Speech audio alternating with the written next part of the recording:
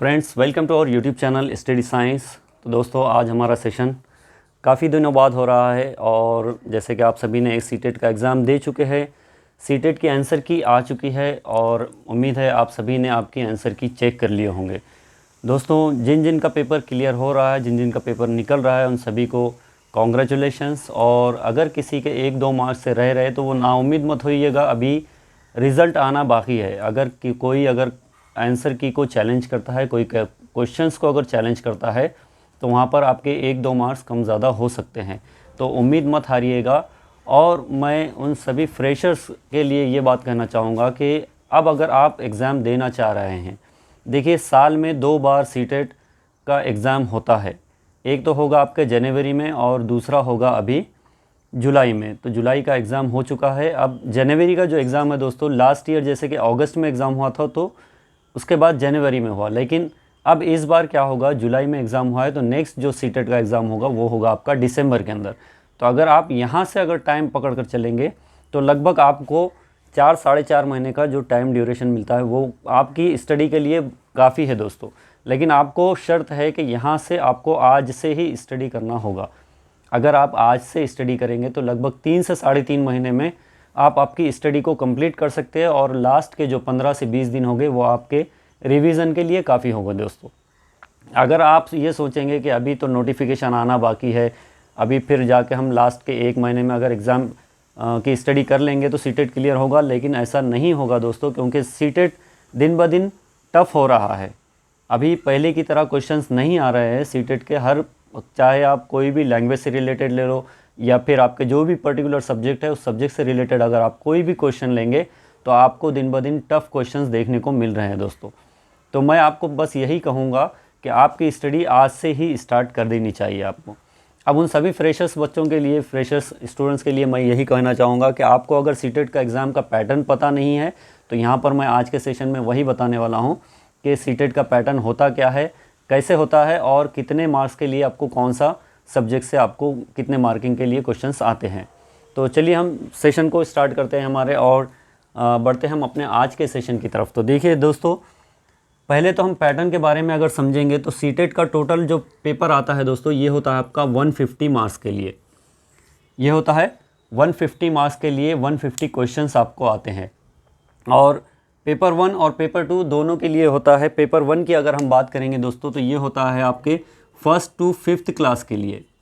1st to 5th class के लिए paper 1 देना होता है आपको। और पेपर 2 जो होता है ये होता है आपका 6 to 8 क्लास के लिए। तो आप अगर डीएड या फिर डीएलएड किए हुए हैं तो आपको देना होगा पेपर 1 और जिसका बीएड है वो देंगे पेपर 2। अब देखिए टोटल मार्किंग जो होगी दोस्तों ये होगी 150 मार्क्स के लिए और टाइम जो होगा आपको ये होगा 150 मिनट्स, यानी कि 2.5 आवर्स का, यानी कि 2.5 घंटा आपको लगभग यहाँ पर दिया जाएगा दोस्तों। अब इन 2.5 घंटे के अंदर भी आपको 5-10 मिनट्स आपके जो सो सिग्नेचर्स में पेपर जो सो फिल करने के अंदर वगैरह इसमें आपके लगभग 5 से 10 मिनट कट जाते हैं। तो आपको उस हिसाब से यहाँ पर प्रैक्टिस करनी होगी। आपको OMR शीट्स के कुछ ज़ेरॉक्स निकालने होंगे ओल्ड वाले और OMR शीट्स को भरने की आपको प्रैक्टिस करनी होगी। चलिए मोड की अगर हम बात करेंगे दोस्तों तो मोड यहाँ पर होगा आपका ऑफलाइन मोड। इसके पहले सीटेट ने कुछ एग्ज़ाम्स को ऑनलाइन भी लिया था दोस्तों, लेकिन अभी जो एग्ज़ाम हो रहे हैं वो है ऑफलाइन मोड पर। आपको पेपर दिया जा रहा है, OMR शीट दी जा रही है और वहाँ पर आपको OMR शीट पर आपको जो गोले हैं वो गोलों को भरना है वहाँ पर। और मार्किंग की अगर हम बात करेंगे यहाँ पर तो निगेटिव मार्किंग यहाँ पर नहीं है दोस्तों, कोई निगेटिव मार्किंग नहीं है। जिस तरह की आपकी NVS में या फिर KVS में निगेटिव मार्किंग होती है उस तरह से यहाँ पर सीटेट में कोई निगेटिव मार्किंग नहीं है दोस्तों। तो ये आपके लिए बहुत ज़्यादा फ़ायदेमंद रहेगा दोस्तों, जहाँ पर आपकी निगेटिव मार्किंग नहीं रहेगी। कोई मार्क अगर आप गलत करते हैं क्वेश्चन तो आपका कोई मार्क यहाँ पर नहीं कटता।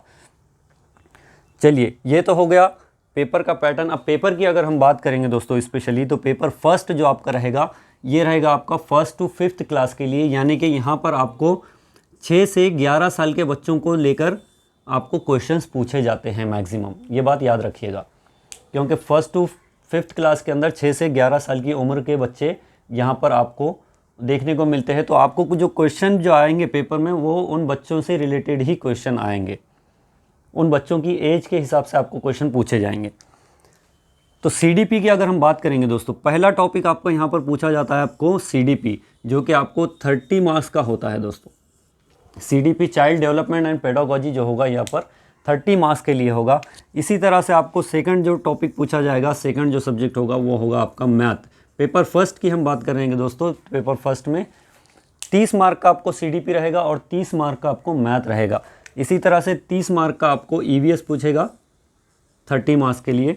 लैंग्वेज 1 रहेगा 30 मार्क्स के लिए आपको, और लैंग्वेज 2 रहेगा आपको 30 मार्क्स के लिए दोस्तों। अब इन 30 मार्क्स के लिए देखिए इसमें भी डिवाइड आपको कैसा किया गया है। सीडीपी टोटल आपको 30 का 30 आएगा।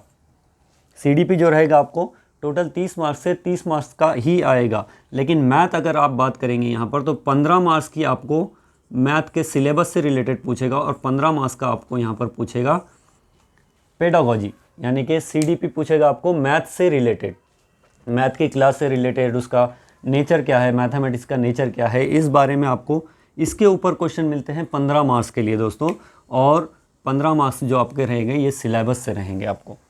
पेपर फर्स्ट की अगर मैं बात करूंगा तो पेपर फर्स्ट आप लोगों को बहुत इजी रहेगा दोस्तों, क्योंकि ज़्यादा इसमें मैथमेटिक्स के अंदर बहुत ज़्यादा हार्ड क्वेश्चंस इसके नहीं हैं। इस बार हम अपने सेशन में मैथ का सिलेबस भी हम स्टार्ट करने वाले हैं बहुत जल्दी, इसलिए अब तक अगर किसी ने चैनल को सब्सक्राइब नहीं किया तो सब्सक्राइब भी कर लीजिए ताकि आपका फ़ायदा हो सके। चलिए, इसी तरह से ईवीएस जो सो इन्वायरमेंटल स्टडीज़ के बारे में आपको पूछा जाता है दोस्तों 30 मार्क का, जिसके अंदर आपको 15 मार्क्स की आपको आपके कंटेंट से रिलेटेड यानी कि सिलेबस से आएगा, और आपके 15 मार्क्स जो आएंगे दोस्तों ये रहेगा आपको चाइल्ड डेवलपमेंट एंड पेडागोजी के ऊपर। इसी तरह से लैंग्वेज 1 रहेगा। लैंग्वेज 1 में भी आपको 15 मार्क्स जो रहेंगे ये सीडीपी से रिलेटेड रहेंगे आपके सिलेबस से, और 15 मार्क्स जो रहेंगे ये रहेंगे आपके पेडागोजी से, चाइल्ड डेवलपमेंट एंड पेडागोजी। और सेम पैटर्न यहाँ पे लैंग्वेज 2 के लिए भी रहेगा।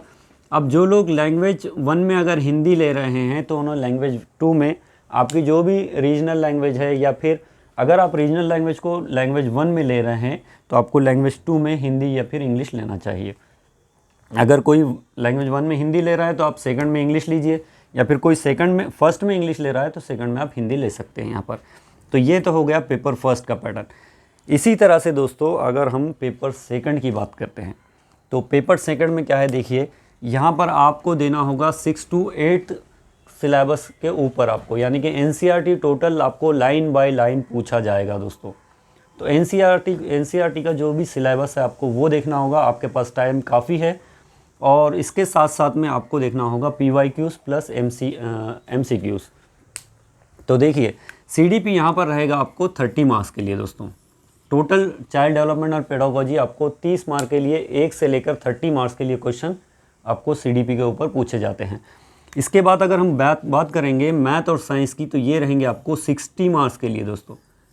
अब इस 60 मार्क्स के अंदर आप अगर बात करेंगे तो आपको मैथ पूछा जाएगा 30 मार्क्स के लिए, और आपको साइंस पूछा जाएगा 30 मार्क्स के लिए। ये रहेगा आपका साइंस। अब देखिए यहाँ पर आपको क्या पूछता है, कंटेंट से रिलेटेड। आपको कंटेंट से रिलेटेड यहाँ पर पूछेगा 20 मार्क्स, यानी कि आपके सिलेबस से जो मैथ आएगा वो आएगा आपका यहाँ पर 20 मार्क्स के लिए, प्लस आपको 10 मार्क्स की यहाँ पर सीडीपी पूछता है। और यहाँ पर आप अगर साइंस की बात करेंगे दोस्तों तो सेम उसी तरह से आपको साइंस के लिए पूछेगा 20 मार्क के लिए सिलेबस से रिलेटेड, और 10 मार्क के लिए आपको चाइल्ड डेवलपमेंट पेडागोजी सब्जेक्ट से रिलेटेड, यानी कि साइंस की आपका नेचर कैसा है क्या है ये सभी आपको 10 मार्क की जो चाइल्ड डेवलपमेंट एंड पेडागोजी आएगी वहाँ पर पूछा जाएगा। अगर कोई बच्चा एसएसटी लेता है तो उनके लिए भी ये 60 मार्क्स के लिए रहेगा दोस्तों। और इसमें आपसे 40 मार्क्स के लिए आपके सिलेबस से रहेगा, और 20 मार्क्स आपको पूछेगा चाइल्ड डेवलपमेंट एंड पेडागोजी से। क्लियर है दोस्तों यहाँ तक? देखिए सीडीपी पूछ रहा है आपको 30 मार्क्स के लिए, और मैथ और साइंस पूछ रहा है आपको 60 मार्क्स के लिए। अगर कोई स्टूडेंट 60 मार्क्स के लिए एसएसटी ले सकता है तो वहाँ पर 40 मार्क्स के लिए आपको पूछेगा आपके सिलेबस से रिलेटेड, और 20 मार्क्स के लिए पूछेगा आपको आपके चाइल्ड डेवलपमेंट एंड पेडागोजी से रिलेटेड। इसी तरह से लैंग्वेज 1 पूछेगा आपको 30 मार्क्स के लिए, जिसमें से आपको आएगा 15 मार्क्स का सिलेबस से रिलेटेड और 15 मार्क्स का आपके चाइल्ड डेवलपमेंट पेडागोजी, और सेम पैटर्न यहाँ पर रहेगा आपको 30 मार्क्स के लिए, जिसमें से आपको 15 मार्क्स पूछता है सिलेबस से और 15 मार्क्स पूछता है आपके चाइल्ड डेवलपमेंट पेडागोजी से। टोटल मार्किंग जो रहेगी दोस्तों, पेपर 1 जो रहेगा हमारा 150 मार्क्स के लिए रहेगा, पेपर सेकंड और पेपर 1 भी जो रहेगा हमारा ये 60 मार्क्स के लिए। तो दोनों पेपर, चाहे वो पेपर 1 हो या पेपर 2 हो, दोनों आपको 150 मार्क्स के लिए पूछा जाता है। अब बहुत सारे स्टूडेंट्स के कमेंट्स ये भी आते हैं कि क्या पेपर 3 होने वाला है। देखिए, अब तक इसका कोई डिक्लेरेशन या फिर क्लैरिफिकेशन नहीं हुआ है। हाँ, कह रहे थे कि पेपर 3 होने वाला है और वो 9 to 12 के स्टूडेंट्स के लिए होगा, लेकिन अब तक इसका कोई नोटिफिकेशन या फिर कोई नोटिस वगैरह इसका नहीं आया है। तो अभी पेपर 3 से रिलेटेड आप किसी बारे में कोई चिंता करने की आपको ज़रूरत नहीं है। आप अपना सिलेबस स्टार्ट कीजिए, आप अपनी स्टडी स्टार्ट कीजिए। यहाँ से आपके लिए टाइम अभी यहाँ से लगभग 4 से 4.5 महीने हैं, जो कि हमारे लिए काफ़ी है। 3-3.5 महीने में अपना सिलेबस हम पूरा कर सकते हैं और लास्ट का जो 15 दिन 20 दिन जो रह जाएंगे वहाँ पर हम अपना रिवीजन कर सकते हैं। आपको यहाँ पर सिलेबस से भटकने की ज़रूरत नहीं है दोस्तों, आपको सिलेबस से यहाँ पर भटकना नहीं है। मेन जो होगा आपका यहाँ पर होगा सिलेबस प्लस PYQs आपको देखना है, प्लस आपको देखना है यहाँ पर MCQs। सिलेबस से आपको बिल्कुल भी नहीं भटकना है। किसी भी टीचर से आप स्टडी कीजिए, चाहे कहाँ से भी कीजिए, लेकिन आपको सिलेबस से हटना नहीं है। कभी इस टीचर का देख लिया, कभी उस टीचर का देख लिया, कभी उस बुक्स देख लिया, इस तरह से आपकी स्टडी नहीं होगी। मैं आपको क्लियर कट कह रहा हूँ यहाँ पर कि आपको सिर्फ सिलेबस से पढ़ना है। NCERT से अगर आप पढ़ते हैं तो आपकी बहुत ज़्यादा डिटेल में लाइन बाय लाइन स्टडी आप कर सकते हैं। PYQs अब यहाँ पर आपको करना होगा। जब तक आप PYQs नहीं करेंगे तब तक आपको CTET में क्वेश्चन कैसे पूछे जाते हैं एग्ज़ाम्स के अंदर, ये आपको पता नहीं चलेगा। तो ये सारा की सारा था दोस्तों हमारा CTET के एग्ज़ाम का पैटर्न। अब अगर हम बात करेंगे यहाँ पर कि हम क्या स्टार्ट करने वाले, तो हम स्टार्ट करने वाले हैं दोस्तों यहाँ पर मैथ। ये होगा आपके पेपर 1 और पेपर 2 के लिए। पेपर 1 एंड पेपर 2 के लिए हम मैथ के सेशन यहाँ पर स्टार्ट करने वाले हैं दोस्तों जल्द ही, और उसके साथ साथ में हम करेंगे साइंस, जो कि पेपर 2 के लिए रहेगा दोस्तों, जो कि पेपर 2 के लिए रहेगा। तो मिलते हैं जल्द हम अपने मैथ के सेशंस के साथ।